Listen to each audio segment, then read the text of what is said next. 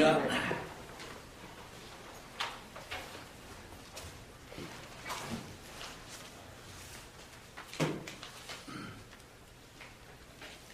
흔히 우리는 작은 것을 경시하고 또 작은 것들을 경시할 뿐 아니라 큰 것을 사모합니다.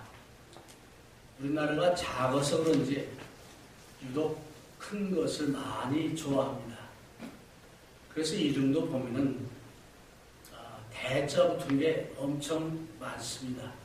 한번 제가 말씀드렸는데, 그래서 서울에 있는 도로 이름도 보면은 뭐 테헤란 대로, 무슨 대로 이런 말이 많고, 서울에 다리가 여러 개 있는데 잠실대교, 성수대교, 성산대교, 행주대교 등등 대자를 붙여가지고 그렇게 합니다. 제가 몇 년 전에 비원을 오래간만에 가봤는데 99칸짜리 그 집을 봤습니다. 당연하게 대문이죠. 근데 제가 보기에 그렇게 큰 문 같지 않아요. 그 왕이 살았다는 그 대문도 그렇게 크지 않은데 대자를 붙여가지고, 그래서 큰 것을 좋아하고 유명한 것을 좋아하는 그런 성향들이 있습니다.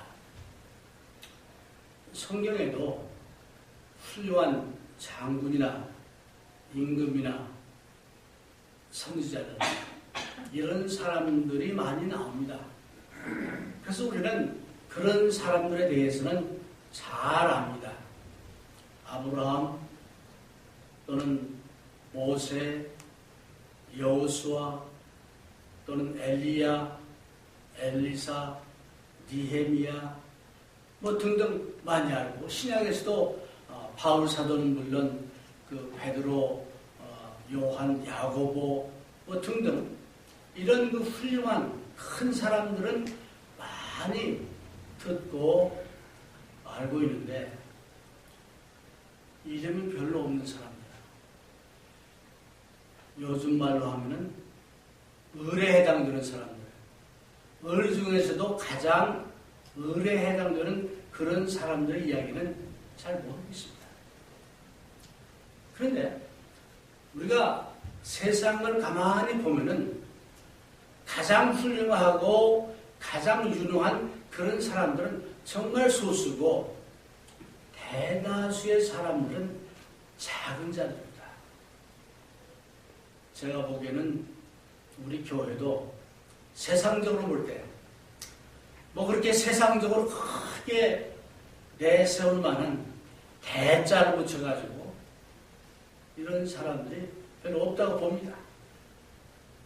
어떤 신분적인 문제라든가 뭐 또는 뭐 교육적인 문제라든가 또는 가족관계라든가 또는 어떤 뭐 재산을 갖고 있는 이런 것들을 볼 때, 야, 우리는 이렇게 위대하다 라고 말하기보다는 작은 자들에 해당됩니다.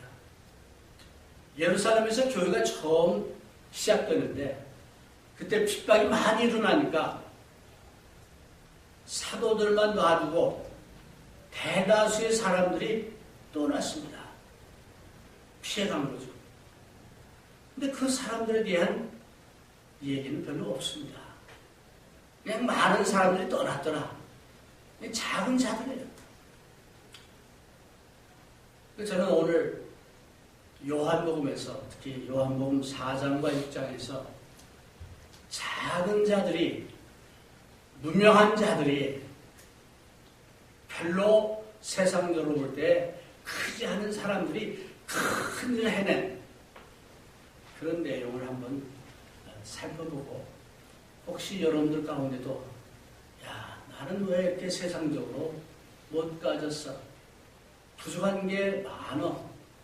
갈증나는 게 많어. 또는 낙심된 그런 사람들이 오늘 말씀을 듣고 격려 받기를 원합니다. 아멘. 그럼 먼저 첫 번째 사람을 소개합니다. 이 사람은 사마리아 수가라는 조그마한 동네에 사는 어떤 여자입니다. 이름이 없어요.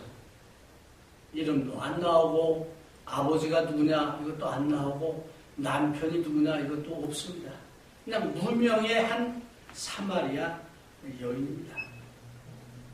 근데 요한복음 4장을 이렇게 읽어보면은 이름도 없고 그 당시 이 여인이 살던 동네에서도 가장 모든 사람들에게 핍박받고 조롱받고 사람들이 상종하지 않았던 그런 어떤 여인입니다.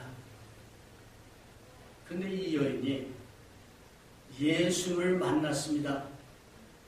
그 여인으로부터 그 수가라는 동네가, 수가는 성경에 세겜이라는 좀 큰 도시가 있는데 그 바로 옆에는 조그만 동네예요. 네, 조그만 동네인데 거기 그 동네가 동네 역사상 획기적인 사건이 동네가 완전히 정말 뒤집어지는 그런 사건이 일어나는데 누구로부터냐? 이 이름 없는 사람들에게 조롱받고 또 사람들에게 왕따 당했던 그런 한 여인으로부터 시작이 된 거예요. 그래서 이 여인이 어떻게 그 동네 사람들을 아니면 그 동네를 이렇게 완전히 뒤집을 수 있었을까? 세 가지 한번 생각해 봅시다. 제일 중요한 것은 이 여인이 예수님과 만난 것입니다. 우리 인생은 만남의 연속입니다. 어떤 만남을 갖냐에 따라서 그 사람의 인생이 바뀌어지고 달라집니다. 네. 우리가 선생을 만나는 것도, 좋은 친구를 만나는 것도, 또는 교회에서 좋은 지도자를 만나는 것도 우리의 삶에 큰 영향을 끼쳐가지고 우리 삶이 달라지게 됩니다. 근데 이 여인이 예수를 만나는데 요한복음을 보니까 예수를 만나는 그 장면이 상당히 드라마틱한 그런 모습으로 만납니다. 예수님하고 그 제자들이 요한복음 4장 1절에 보니까 예수의 제자를 삼고 세례를 주는 것이 요한보다 많다 하는 말을 바리새인들이 들은 줄을 주께서 아시니라. 예수께서 친히 세례를 주신 것이 아니요 제자들이 준 것이라. 유대를 떠나사 다시 갈릴리로 가실세. 1절에서 3절에 이런 말씀이 있는데 예수님이 예루살렘을 떠나는 그 이유를 여기서 얘기하고 있어요. 예수님이 세례 요한보다 세례를 더 많이 준다는 소문이 바리새인들의 귀에 들어갔다는 거예요.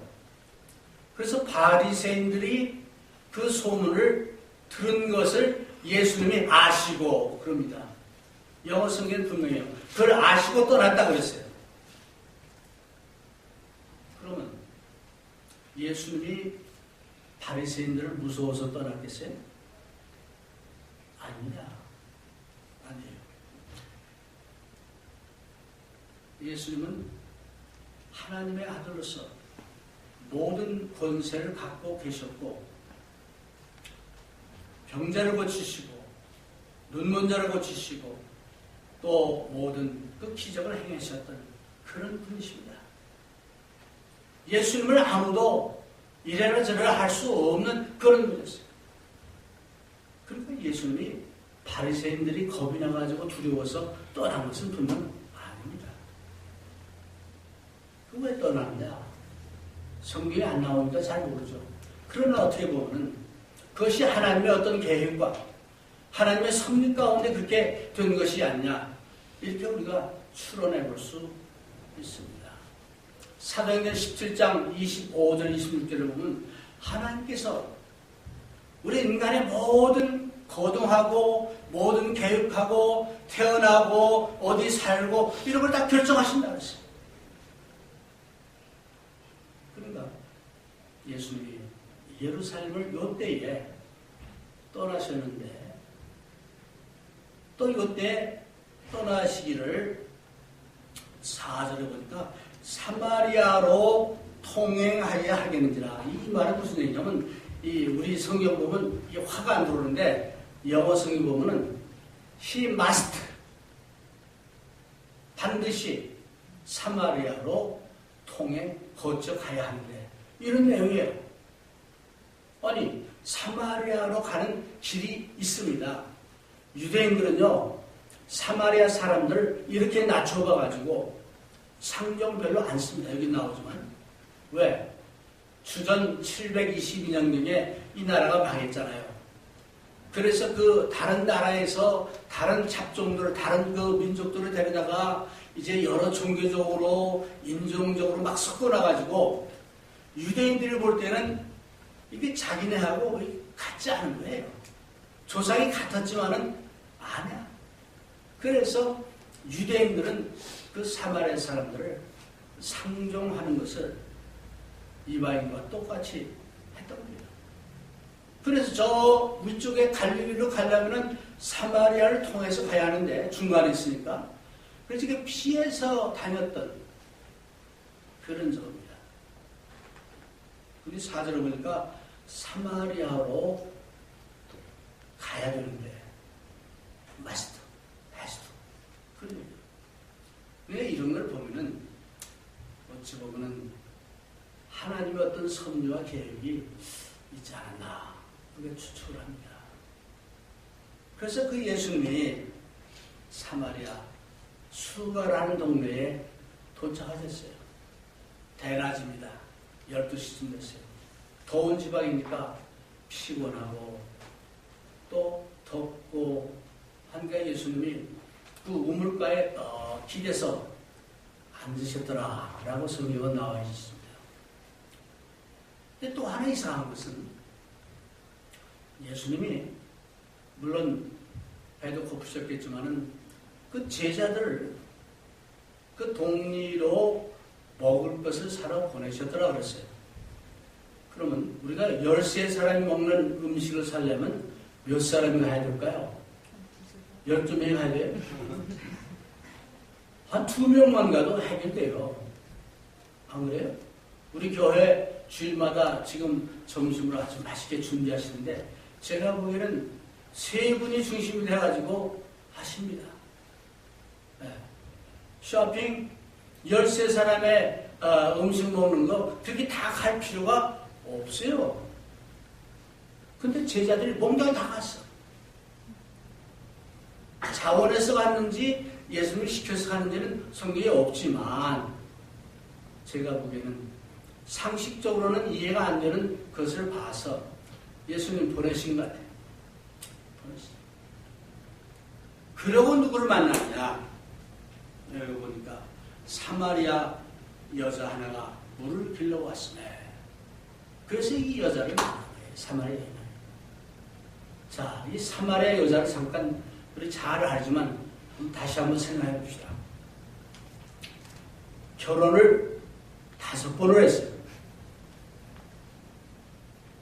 옛날 기준으로도, 지금 기준으로도 결혼 5번을 했으면은 이 보통 여자는 아니죠. 네. 그리고 지금 살고 있는 남자는 보이프렌드야. 그래서 그 동네 사람들은 이 여자를 가리켜서 뭐 여러 가지 말이 많은 거죠. 만나면은 길에서 만나면 고개를 돌리고 우물에서 만나면 수근거리고 손가락질하고 그래서 이 여자는 사람들을 기피하는 사람이었어요. 왜? 떳떳하지 못하니까. 그래서 한 낮에 대개 물을 길러 가려면 요즘 참 우리 자매님들 너무나 편하게 살죠. 그냥 수도꼭지만 틀면 다 나오니까. 그런데 한 40년 전만 해도 물을 길러 다녔어요. 우리 새어머니 물 길러 다니시는 분 있어요? 우물로? 네. 서울에서도 그랬어요? 네. 서울에도 말고 네. 있었죠. 옛날에는요, 우물이 저기 동네 그 뭐 입구에 있어가지고, 거기까지 그냥 가서 물을 길러오고, 또 빨래도 거기까지 가야 되고, 뭐 내과에 가야 되고, 그랬어요. 그런데, 멀리 가려면은, 왔다 갔다 하려면, 더운 지방에서는 가능하면 시원할 때가 있잖아요. 아침이나, 뭐 저녁 때나, 그늘이 있을 때 가야잖아요. 근데 가장 해가 쪼이는 대낮에 가서 얘기하잖아요. 왜? 딴 사람 만나기를 꺼려해가지고. 갔더니 어떤 남자가 하나 앉아있는 거예요. 네. 딱 보니까 자기 동네 사람이 아니고 유대 남자야. 그래서 이 사마리아 여인이 왔는데 예수님께서 하신 말씀이 물을 좀 달라 하고 이 여인에게 말을 붙입니다. 그러니까 예수님과 이 여인이, 사마리아 여인이 예수님을 만나는데 그 첫 번째 그 대화가 물을 좀 달라 하고 예수님이 말씀한 거예요. 그러니까 이 여인이 대답하기를 당신은 유대인으로서 어찌하여 사마리아 여자 나에게 물을 달라 하나이까 하니 이는 유대인이 사마리아인과 상종치 아니하느라. 그러니까 이 유대인 남자가 자기한테 물을 달라고 하는데 그 사마리아 여인이 처음 예수님을 봤을 때는 유대인 남자구나 뭐 그렇게 알았어요. 그거밖에 안 보인 거예요. 예수님의 모습을 못 본 거예요. 그래서 하는 말이 아니 유대인 남자가 사마리아 남자한테 말을 거는 것도 대단한 건데 사마리아 여자 그때는 참 죄송합니다. 여자들 이렇게 낮춰봐가지고 사마리아 여자인 나에게 물을 달라 합니까? 그래서 이 사마리아 여자가 처음 예수님을 만나서 첫 대화는 저 사람은 유대인 남자구나 라고 본 거예요. 네. 그러니까 물을 달라고 했던 그 예수님이 그 다음 하신 말씀이 내가 만일 하나님의 선물과 또 내게 물 좀 달라 하는 이가 누구인 줄 알았다면 내가 그에게 부하였을 것이요 그가 생수를 내게 주었으리라. 그러니까 처음엔 물을 달라고 하더니 어떻게 유대인 남자가 나한테 달라고 합니까? 하니까 내가 너한테 부탁하는 사람이 누군지 알았으면 하나님의 선물과 또 생수를 내게 줄 그런 사람인 줄 알았으면 나한테 구했을 것이다. 라고 이제 하신 거예요. 어떻게 보면 선문답 같은 그런 말씀을 하십니다. 예수 믿는 것은 먹고 사는 뭐 이것 문제만이 아닙니다.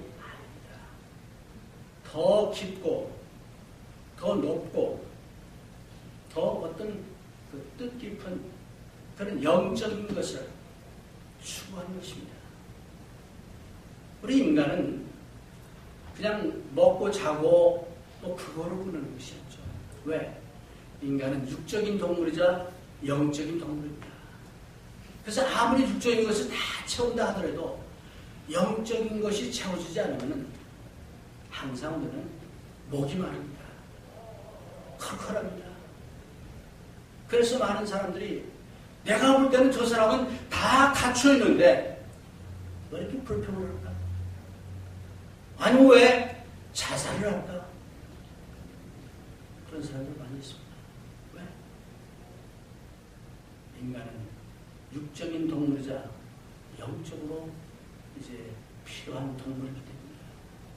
그래서 예수님은 영적으로 지금 이 여인에게 얘기를 하는데 이 여인은 거기까지 못 보는 거예요.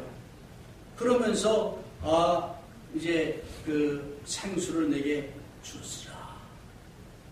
그러니까 그 다음 여자가 하는 말이, 아니 제가 보기에는 두레박, 길을 두레박도 없고 이 유물은 깊은데 어떻게 나한테 준다고 합니까? 아직도 육적인 것을 얘기하는 거예요. 신앙생활 하면서 우리가 육적인 것을 갈구하고 육적인 어떤 필요를 간구하는 거 필요하죠. 그러나 동시에 우리 영적인 그 갈증을 채워야 만족한 삶을 살 수 있음을 우리는 압니다. 한 사람도 육적인 것 먹고 마시고 또는 참 집을 사고 자동차를 사고 그것으로 우리의 마음을 영혼을 채울 수가 없습니다. 그래서 예수님은 너에게 생수를 내게 줄 사람이다 라고 지금 얘기하는데 여자는 아니 우물도 깊고 물길을 도구도 없는데 어떻게 준다고 합니까? 라고 얘기하죠. 그러면서 하는 얘기가 이제 우리 조상 이 사마리아 사람들은 거기가 그 옛날 야곱이 그 우물을 파고 했던 그것으로 유명한 데니까 이제 그 항상 그 야곱이 우물을 파고 또 그 아들들 또 그 후손들 먹게 한 그것을 아마 자랑으로 여겼던 것 같습니다. 그 조상 얘기를 여기서 꺼냅니다. 우리도 때로는 어떤 조상에 대한 잘되면 내 탓, 못되면 조상 탓 하는 속담이 있는데 이제 자랑하고 싶을 때는 조상을 들이대기도 하지만 이제 조상을 원망도 하는데 이 여인은 그 자기의 조상 야곱 얘기를 하면서 아니 나한테 생수를 준다고 하는데 그러면 당신이 우리 조상 야곱보다 더 위대한 분인가 하고 묻는 거예요. 그러니까 아직까지는 여자는 이 영적인 것을 지금 캐치를 못해요. 저는 이 요한복음 4장을 읽으면서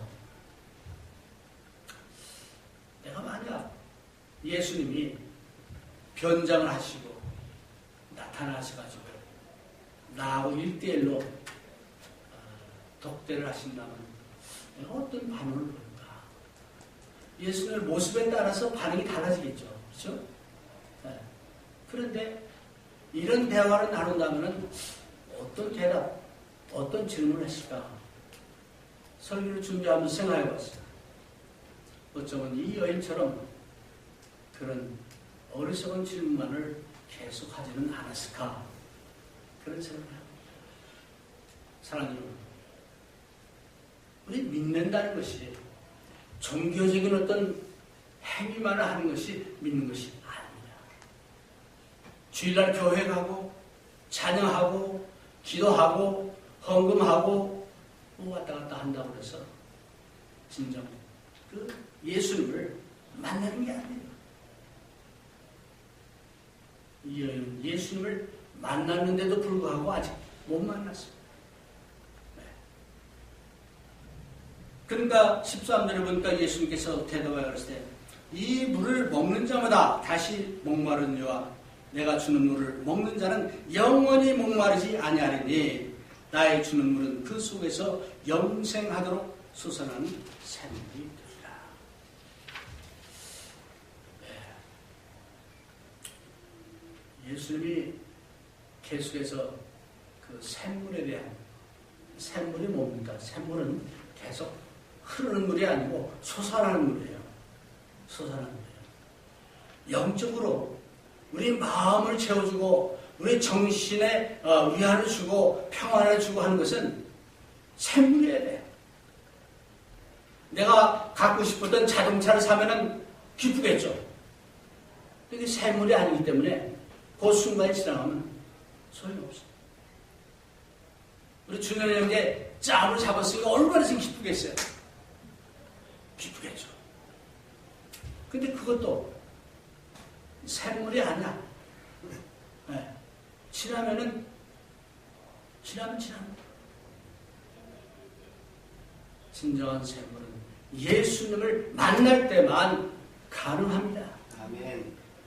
예수님을 만나서 예수님의 정신과 예수님의 영과 또 예수님과 통일하는 그런 삶을 살 때 이 여인처럼 무명한 여인이었지만 아무것도 없었지만 많은 사람에게 놀림을 받고 이제 배척을 받았던 그런 여인이었지만 이런 일을 해냈습니다. 근데 아직까지 이 여인은 지금 예수님이 계속 하는 말이 그런 게 있다면 주여 이런 물을 내게 주사 목마르지도 않고 또 여기 물 길러 오지도 않게 하옵소서. 네. 굉장히 아직도 육적인 피지컬한 그런 요구를 하고 있습니다.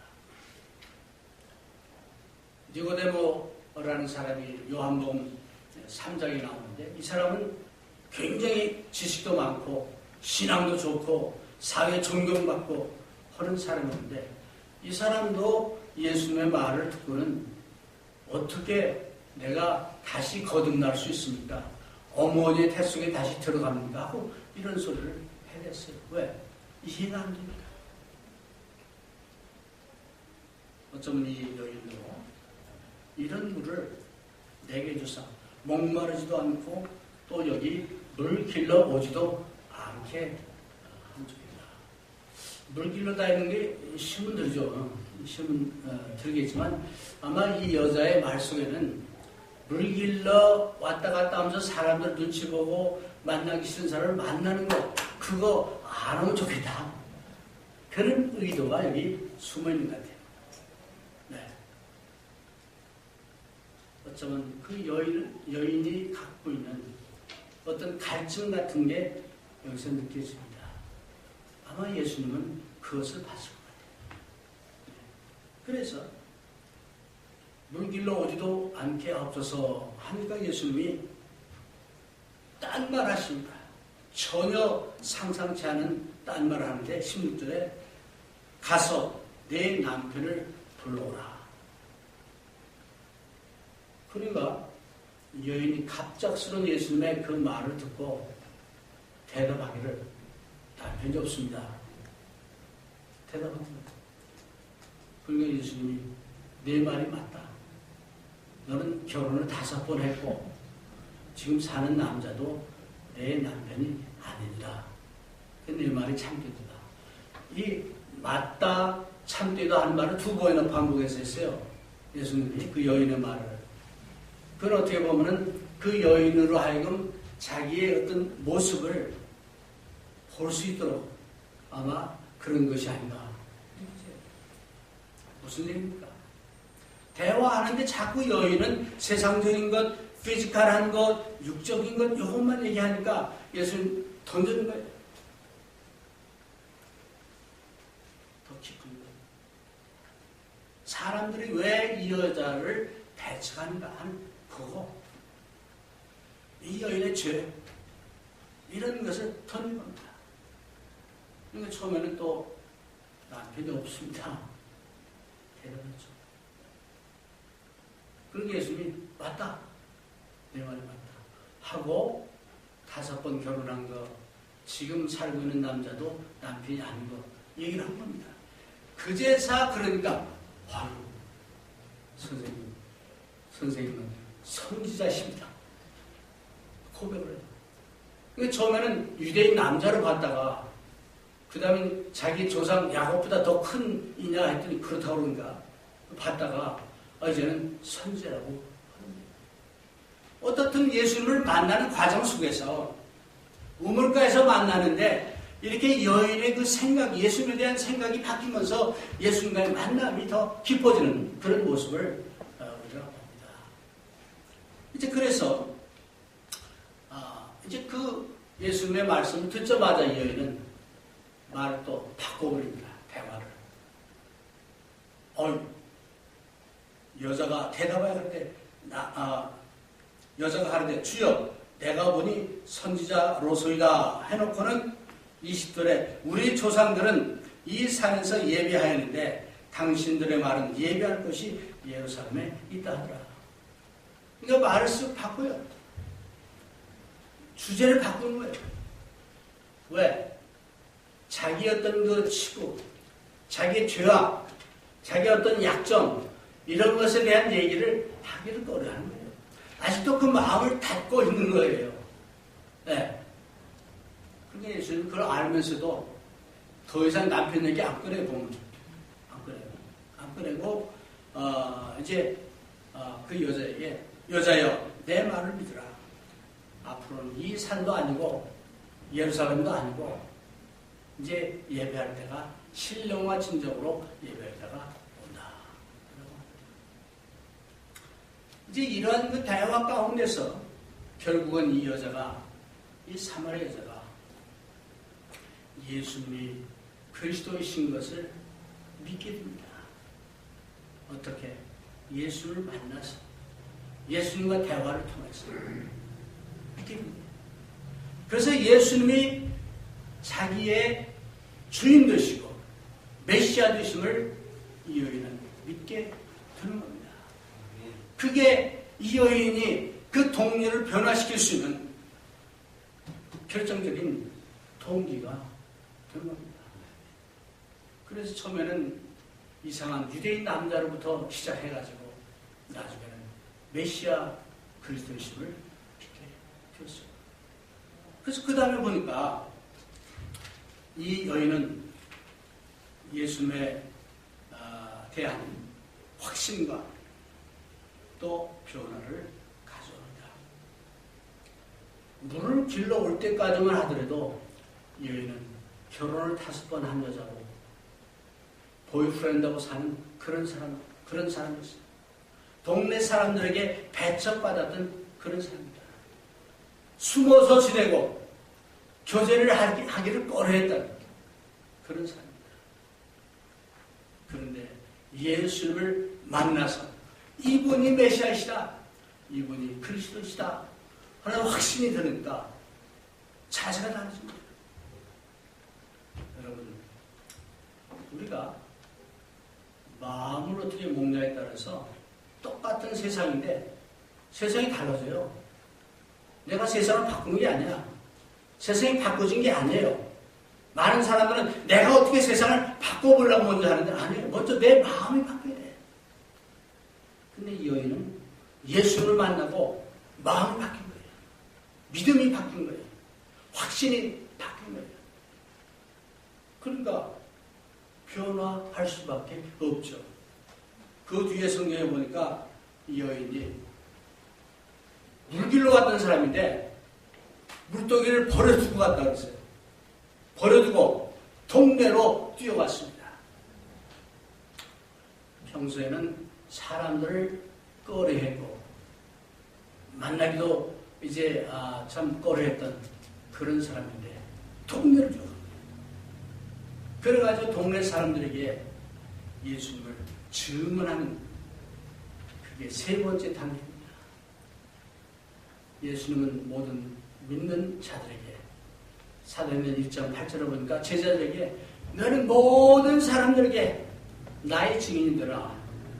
근데 이 여인은 제자 훈련도 아직 안 받았는데 증언을 했어요. 증언의 내용이 뭐 신학적으로 고상하고 뭐 여러 가지로 뭐 이런 게 아니에요. 뭐라느냐?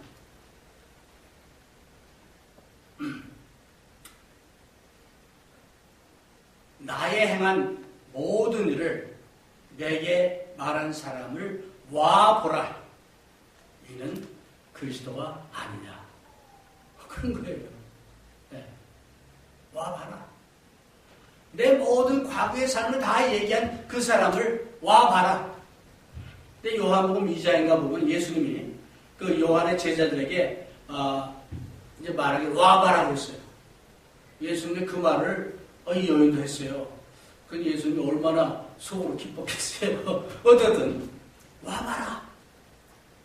그러니까 이 여자의 말이라면 콩으로 매줄 쓴다 해도 듣지를 않았던 동네 사람들이 듣고 믿고 왔어요. 예수를 봤어요. 그럼 그 동네 사람들이 이 여인의 말을 들었다는 얘기는 뭡니까? 이 여인의 태도에서, 눈빛에서, 말에서, 행동에서 달라진 걸 본 거예요. 아멘. 그러니까 그 말을 듣고 도대체 그분이 어떤 분이냐 찾아갔던 거예요. 우리가 예수님을 믿고 진정 예수님의 제자가 됐다 하면 우리의 말을 통해서, 우리의 눈빛을 통해서, 우리의 작은 몸짓을 통해서, 우리의 작은 친절을 통해서, 사랑을 통해서 예수님을 보여줘야 됩니다. 그래서 사람들이 보고 이 사람 뭔가 달라졌다, 뭔가 있구나 하는 그런 것을 보고 그 예수님을 영접할 수밖에 없는 겁니다. 그래서 나중에 보니까 사마리아 많은 사람들이 이 여인의 말을 듣고 예수님을 만났고, 그래서 예수님에게 요청을 합니다. 특별 요청. 한 이틀만 좀 더 머물고 우리한테 좀 가르치십시오. 그래서 원래 예수님은 그냥 지나치려고 그러는데 거기서 이틀을 더 묵으시면서 많은 말씀을 가르치시고 그랬습니다. 그래서 이 참 무명의 사마리아 여인을 통해서 그 수가라는 그 동네가 완전히 업사이드 다운 변화되는 놀라운 역사가 일어난 겁니다. 사랑하는 여러분, 우리가 작은 자이지만 능력이 없고 힘이 없다고 생각하지만 그 우리를 위해서 예수님은 십자가에 달려 돌아가셨고, 어쩌면 예수님이 이 사마리아 여인을 만나기 위해서, 구원하기 위해서 그 사마리아에 가셨고 우물가에 앉으셨고 제자들을 동네에 보내셨고, 그런 것처럼 예수님은 여러분들을 사랑하시고 여러분들을 구원하시기 위해서 이 땅에 오셨습니다. 오늘도 그 예수님은 여러분들을 사랑하고 계시고 또 함께 하시기를 원합니다. 원래 두 인물을 소개하려고 하는데 오늘 하나만 해야 되겠습니다. 그래서 결론의 말씀을 드립니다. 작은 자, 무명한 자, 그런 사람을 예수님은 택해서 이제 예수님은 우리를 무명한 자 같으나 유명한 자요, 많은 것을 가지고 있지 않은 것 같으나 모든 것을 가진 자요, 슬픈 자 같으나 기쁜 자요, 그런 사람으로 바뀝니다. 우리의 작은 재능이나 작은 친절, 작은 정성을 통해서 예수님은 큰 것으로 확대시켜줍니다. 그 누구도 이 무명한 사람들에게 정말 배척받았던 그런 사마리아 여인을 통해서 그 동네 사람들이 구원받을 것은 상상도 하지 못했습니다. 그러나 그 무명한 여인을 통해서 수가 있는 사람들이 예수님을 알게 되었고 믿게 되었고, 나중에 사도행전에 보면은 빌립이라는 사람이 사마리아 전도를 합니다. 그때 많은 사람들이 세례받고 구원받았다고 하는데 내가 보기에는 이미 씨가 그때 뿌려졌기 때문에 그런 많은 열매를 거둔 것이 아닌가 이렇게 생각합니다. 여러분 스스로 나는 작다 생각할 때 낙심하지 마세요. 작은 나를 통해서 예수님은 큰 것을 이룰 수 있기 때문입니다.